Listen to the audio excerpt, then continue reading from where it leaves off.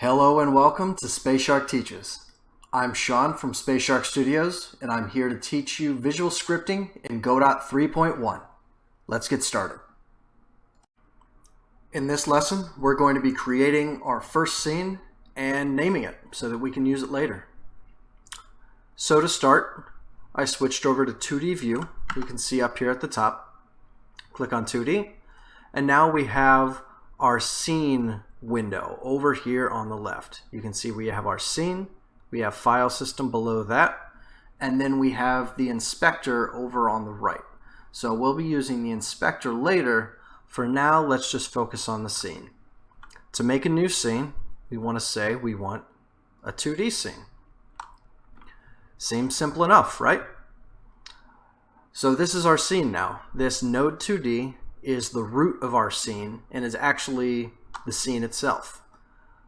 So let's go ahead and rename this as main because it's going to be our main scene. Hit Control S to save. And actually, let's make sure and start some project management early on. We're going to create a new folder, call this Scenes, and then save. Now you can see down over here we have a scenes folder. So you can see all the different choices you can do to that. And just to test this out, let's go ahead and press play. It's going to ask us if we want to make a main scene. And not really ask if we want to, more tell us that we have to. So now we want to click select, and we go and we can find in the scenes folder this main scene that we just made. Click on open, go through all the permissions, and now we have my first new project. It's up and done. And that's it. You just made a scene, you set it as the default, and you can press play. That's all there is to setting up your first scene.